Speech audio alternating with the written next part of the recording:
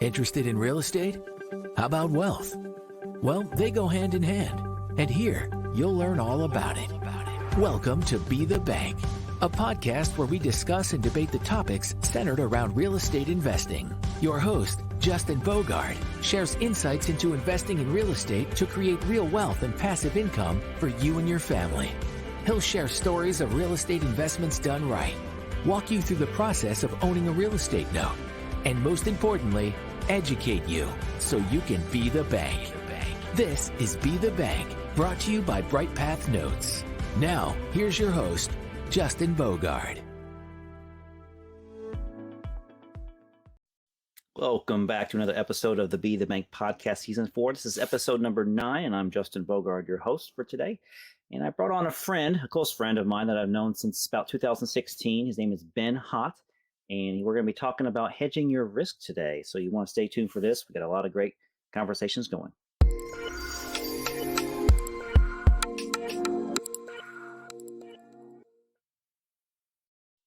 Ben Haught, what's up, buddy? How's it going, Just? I like that intro, man. That's a stellar intro. That's very professional. I like it.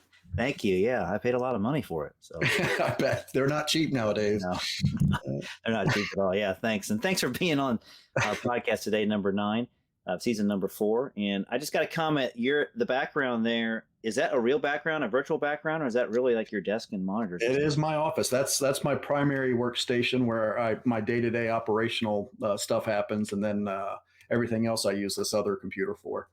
So okay. It's a way where if I'm in the middle of something where something doesn't interact with the other, you know what I mean? So I'll get a notification, and it's come back to bite me a couple times. So I keep them separate. Okay, no, I get it. You can just turn the chair around, and eventually you start going in circles, and you're just like, oh my gosh. That's right. Those of you that are listening today on a podcast directory, don't forget we have the video feed of this recording on the BrightPath Notes YouTube channel, so you can check out Ben's little setup there, and it's pretty cool. We got some graphics, and you can see the intro graphics as well.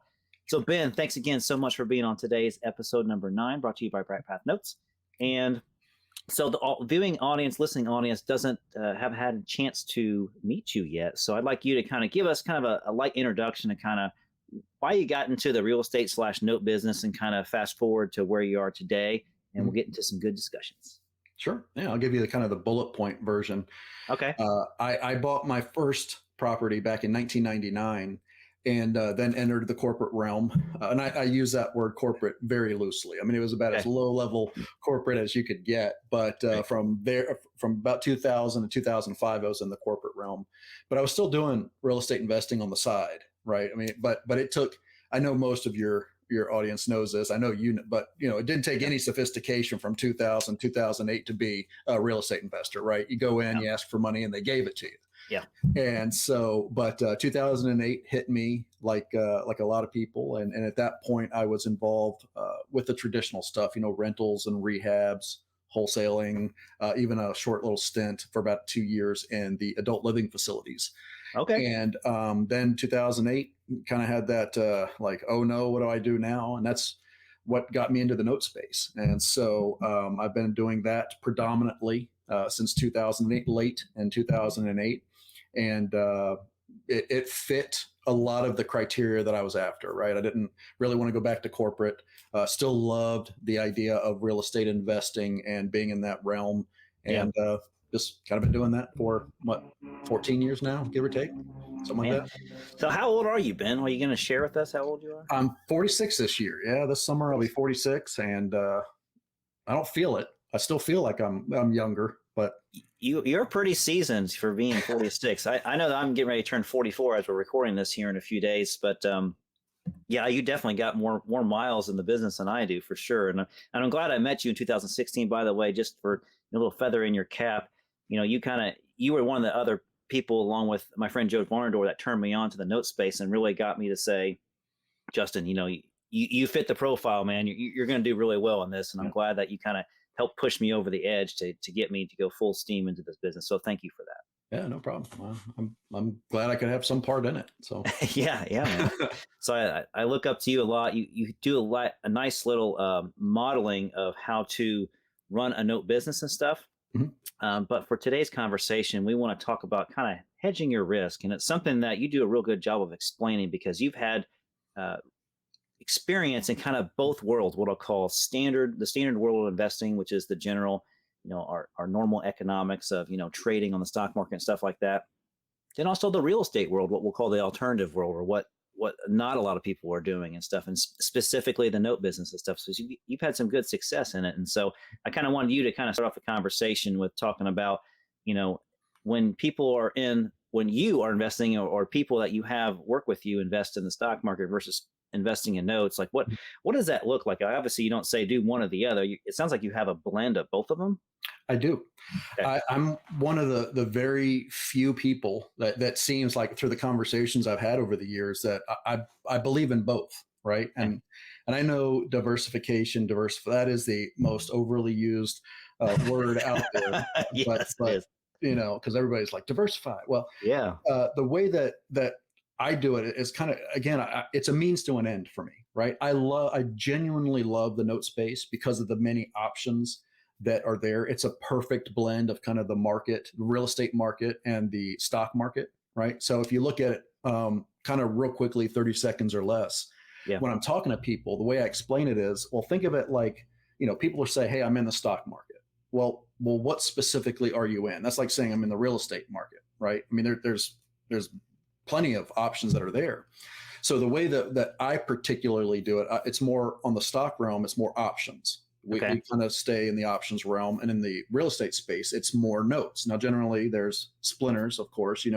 Being in the note space, how you can take back a note and own the house, and you have other varieties. Same thing with that. So with the market, when I'm talking the market in general, right, just with investing, I kind of swing back and forth with the options and the notes. But notes really are predominantly the what I would call the bread and butter, vacations and predominant portfolio base, to the point where it's really, I think at last checked, again, it depends on when you ask me, because again, I'm constantly, in and out of both realms, but I'm probably more like 2/3 in the note space. So it's not like it's, or more at times, right? But the note space is predominantly where it allows me to operate in the options market, and allows me to operate in the real estate market. So I'm a big fan of the notes and real estate realm, but I believe in both. So so you kind of have that safety net of using real estate and notes to kind of be there as your money that you can count on, that comes in every month. The money that's in the stock market, I'm sure you make smart choices, and you're probably not letting somebody else manage the money. You're probably managing it yourself, or the decisions or the options, right? I would say I'm involved with it. I have a business partner who, he, as long as I've been in the real estate realm, he's been in the stock realm. Option. Oh, okay. Right. So I kind of lean on him for a lot of that. I mean, I kind of tease him. I know just enough to know what he's talking about, but if it was, money's on the line and I have to make a decision right then, I'm like, hey, it'll be a 50-50, right? I'll either be right or I'll be wrong. Yeah.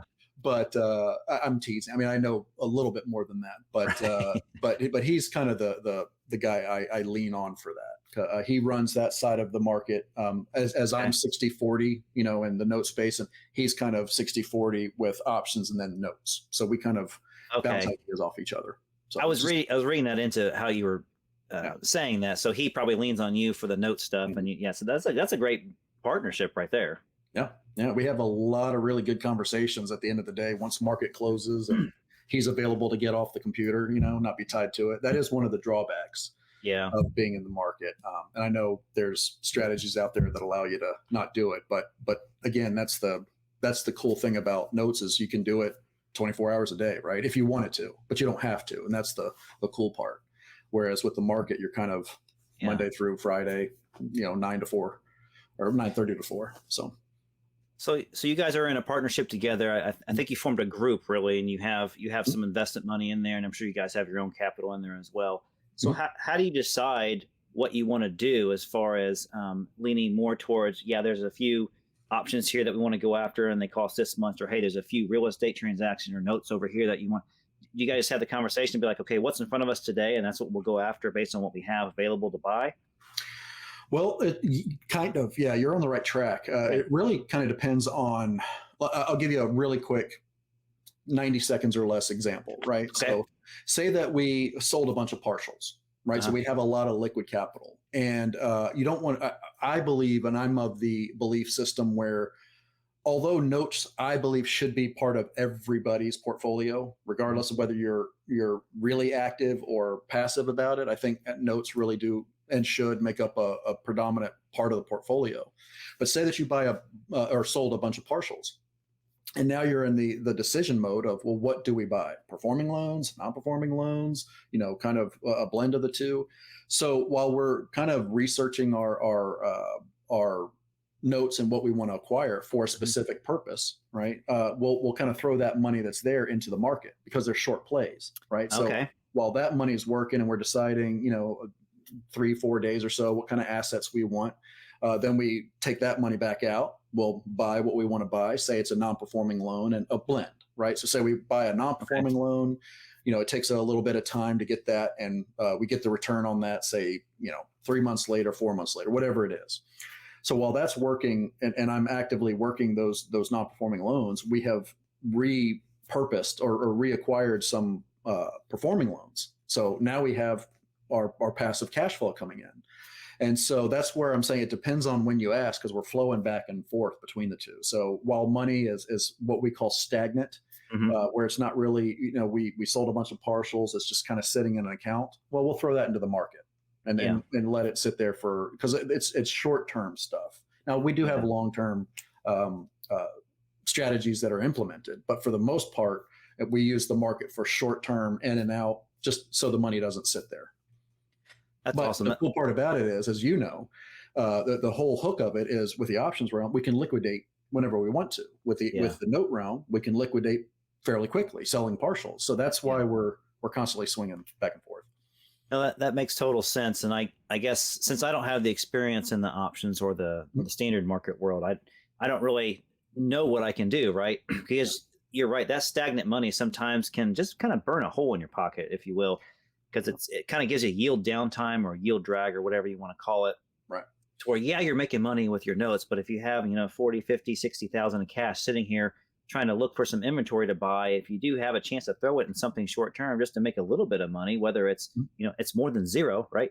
Or more than inflation, that's better than nothing, right? So that's a great model. So the money that you raise or the money that you guys have in play is always working for you. And that's really the ultimate goal. So you figured out that secret sauce by partnering with the right person to really maximize your guys' profitability.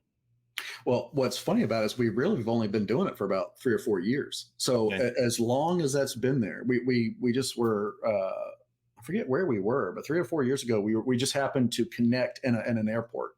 It was a layover for me, it was a layover for him. And we were just kind of sitting there talking. And because he at that point, he lived on the other side of the coast and I live on the East Coast, right? Okay. And so we just happened to connect, and through that conversation, even though we'd known each other for years at that point, and I knew what he was doing, he knew what I was doing, it just never made the connection until we were at that point, and we're like, I think we're onto something. And literally within about 3 or 4 weeks later, we've been doing it for about 4 or 5 years now, give or take. And but what's funny is, as you know, sometimes it's the right place, right time, right conversation, right? And that's kind of what leads into something that's very profitable for a lot of people. So let's talk about non-performing for a second. So when you guys are looking at opportunities to buy non-performing loans, are you looking at opportunities where you kind of can highly predict what you think the exit will be? Meaning, like, does this look like a straight foreclosure? Does this look like a refinance option? Like, is there a specific exit that you're just like, this looks like it's going to turn out the way, even though if it doesn't, you know how to work your way out of it? Is that something that you consider? I would, yes. Well, the short answer is yes, but I would say that it really kind of depends on, like, right now we have a blend of it, without sounding like it's about to sound, because we have the capability of doing that. So we do target short-term non-performing loans, like say the foreclosure date's already set for us. Yeah. It's a month out or 3 weeks, 4 weeks, 5 weeks out or something like that. We'll acquire those, but we know we're in it for a short term. But then there's others that we can again, depending on the deal, that we can maximize a little bit more yield out of it, right? But it might take a little bit longer. Yeah. So that's where we kind of run the math is kind of what we say, where it's like, well, listen, if we have this non-performing loan, if we were to hold it, say for 6 months, say it takes a little bit longer, or there's some more issues involved in with this particular non-performing loan, well, we kind of run a math issue. Well, what would it produce, right? What's the max it could produce, and then kind of what's a lower yield it can produce. And so that kind of tells us whether we're going to be more heavy in the short term or the long term. But right now we are, like, currently today, we have a blend of everything, where it's short term, kind of mid, and then a couple of ones that we're working on just because they produce higher yield at the end of the day. So it's a true blend. But when we were first starting out, we didn't have the capital to kind of really get involved with it. We specifically targeted the shorter time frames so that we could do more in the year to get higher. So we're constantly growing each year that we're involved with it.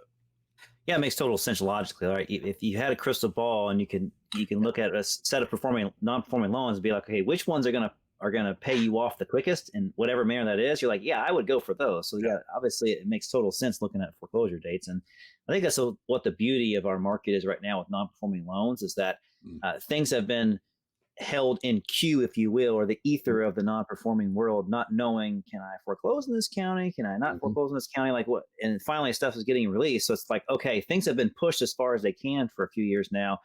And then it's like they're opening the floodgates a little bit. So it's easier to kind of pick out those, because before COVID, when I was investing in non-performing loans, I don't know about you, but I never really saw loans with the opportunity to be like, oh my God, there's a foreclosure date already set out there. It's typically like it's in foreclosure. I'm doing air quotes here for those of you that can't view me right now.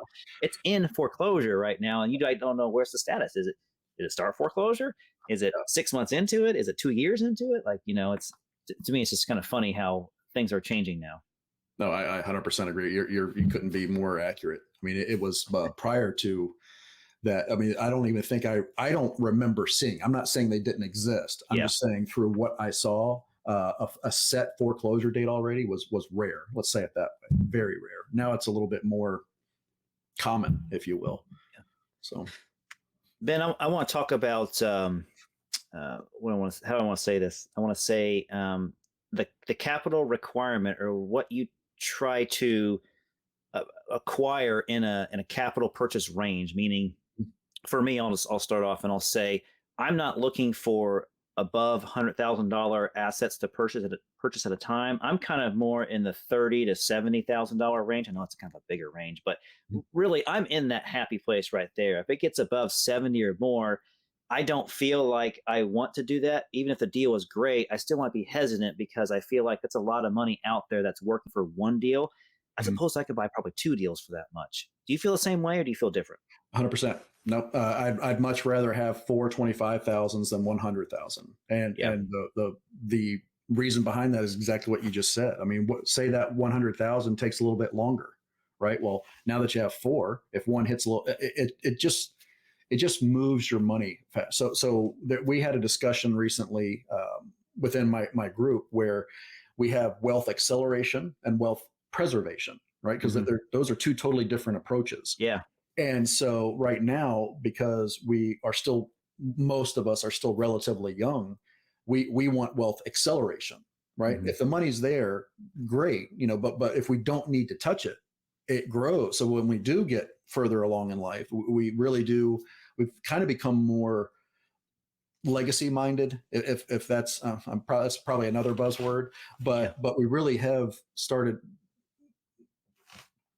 predominantly in the wealth acceleration. And the reason being is like with wealth preservation, that's kind of a set and forget. When we get to retirement age, I don't really ever see myself retiring. That's one thing about this. I mean, we could do this until the day we die, right? Yeah. And so, and the cool part about it is you can be involved as you want or passive as you want. So, even well into the future, I can't really ever see myself retiring, but say that a day comes along where, my wife and I, we want to tour the world, right?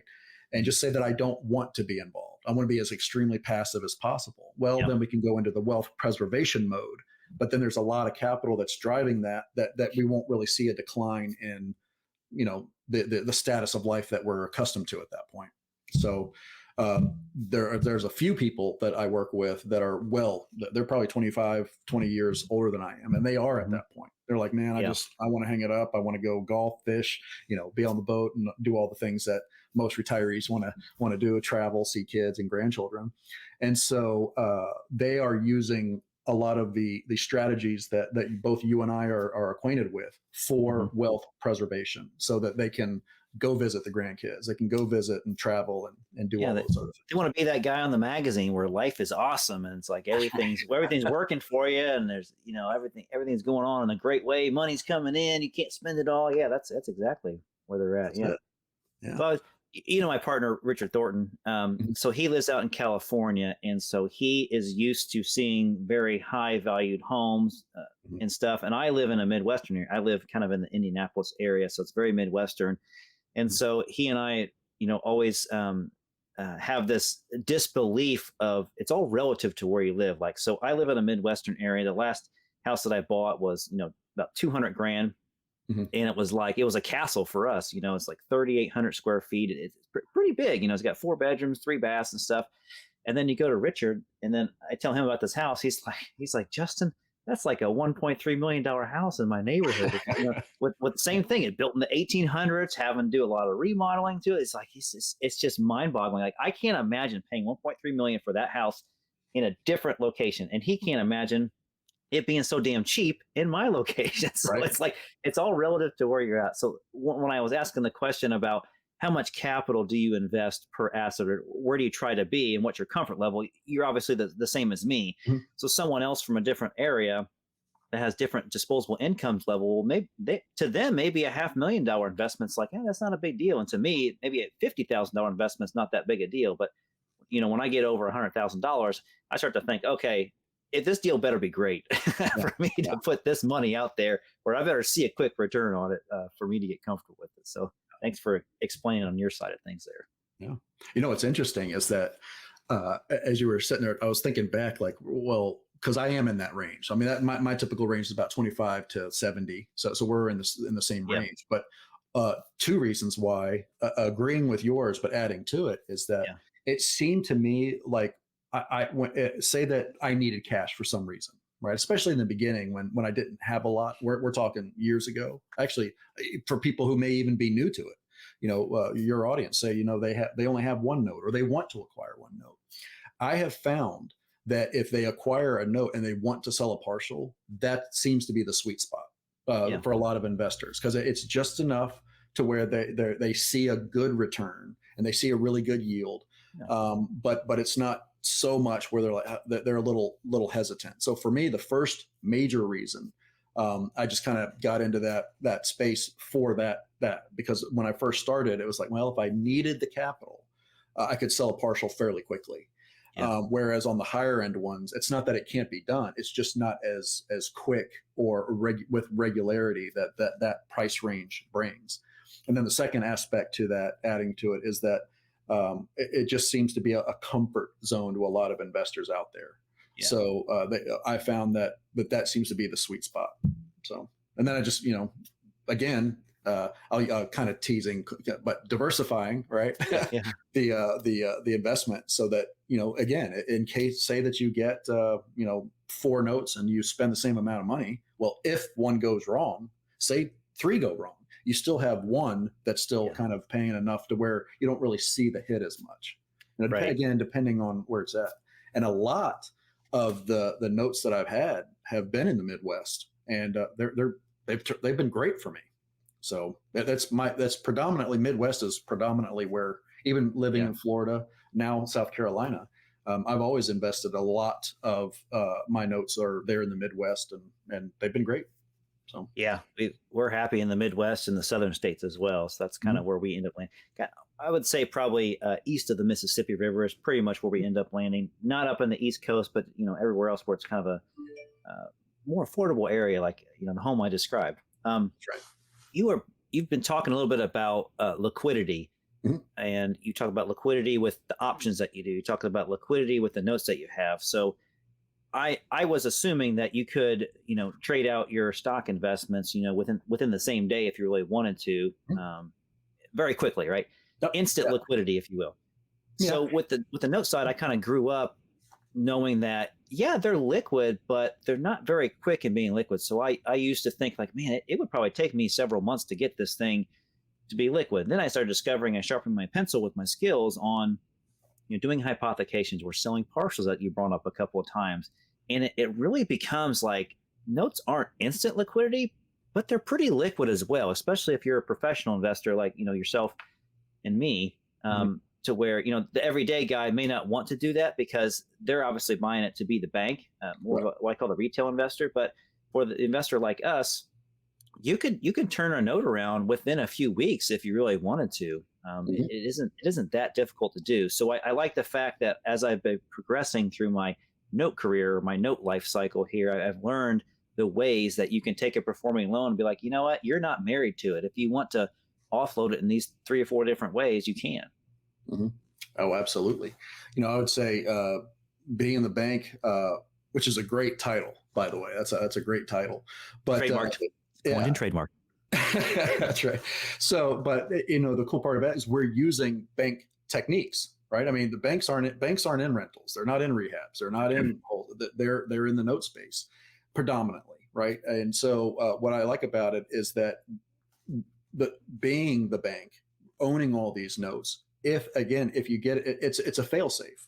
If I get into position, and you have cash flow, and say all of a sudden something comes up, life throws a curveball at you, or 2 of them. There is a way where you're not like stressed out about it, and anxiety kind of goes out the window. In the note space because we have so many options available to us. So again, being the bank, I mean, I think that's what every investor really strives for. At the end of the day, I mean, just having their capital work so they can go do something else. So that seems to be what's worked for us.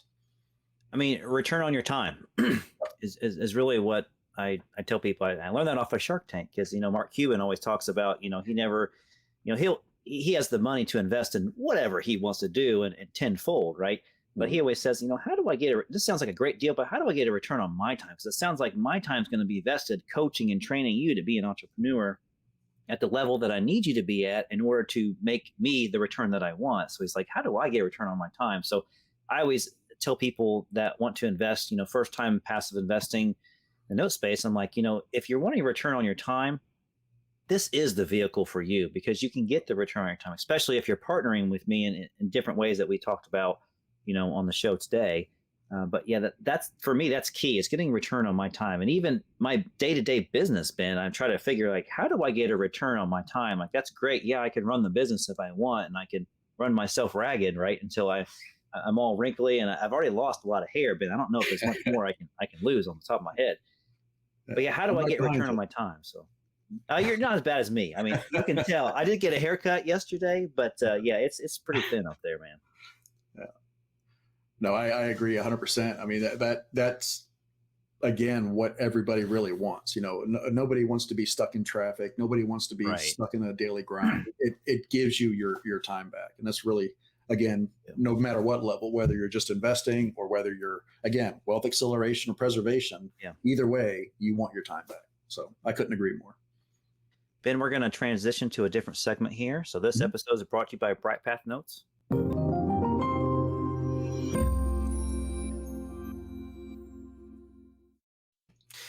All right, Ben. So not talking about real estate investing per se, but you have children, I have children. And one of the things that I always try to put little nuggets in almost every day if I can is to get them to understand financing, if you will, and get them to understand, what do you do with your money? Ooh, I got $25, $50 for my birthday and I'm going to go buy this toy. And, my girls are bragging about it. I'm just thinking like, okay, how can I, that's great. You deserve to have a toy. I'm happy for you. But how can I say, that's great and all, but how much joy is that going to give you? So I plant a little nugget in them to say, what do you really get out of that toy? Do you play with it 2 or 3 times? And they're just thinking like, you know what, you're right. I only play with this doll 2 or 3 times, but I really want this doll. So I kind of stimulate some of that thought process in them without kind of just drilling them, going, no, you can't buy it. You got to invest the money.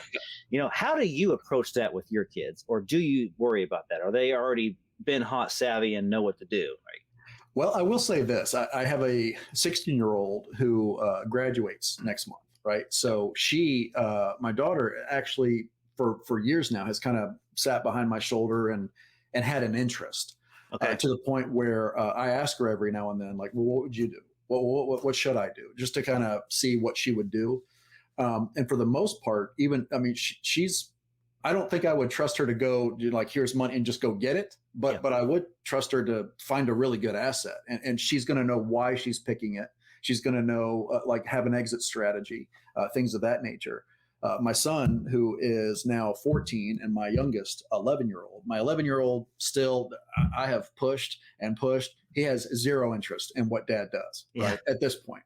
But he's starting to come around. But my middle son, my 14-year-old, he's really taken a liking to it. And in the way that I kind of got them hooked on it, for lack of a better term, is as, listen, whatever you want to do, this works in the background, right? Mm-hmm. So whatever you want to do, my daughter she wants to sing, my son wants to play baseball, my 11-year-old still trying to figure it out, typical third child. And but they're like, I really want to go do those things. I'm like, well, you could go devote a lot of practice time, getting your time back, like we just said, if you have this kind of running in the background.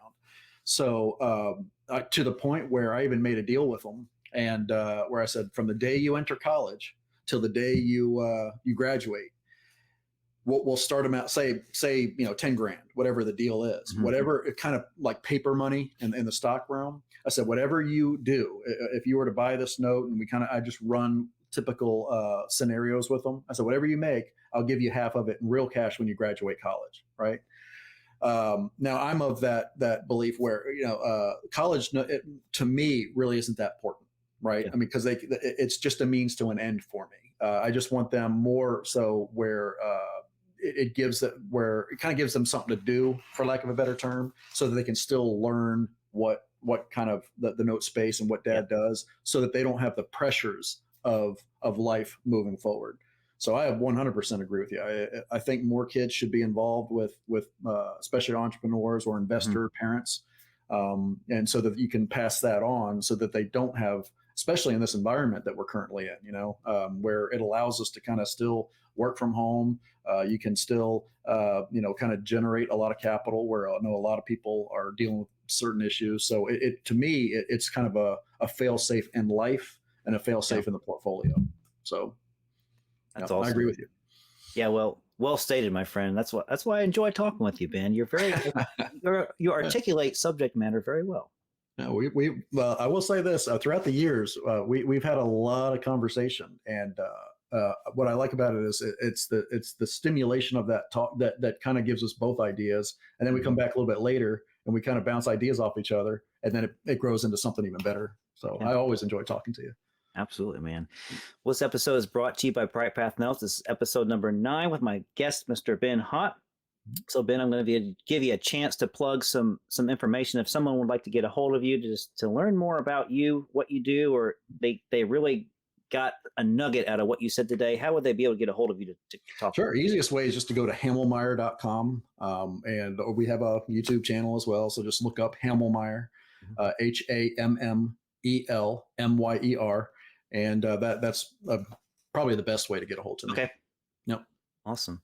All right, Ben, we're out of time for today. So audience, until next time, see you in episode number 10. All right, thanks, Justin. Appreciate it. You're welcome.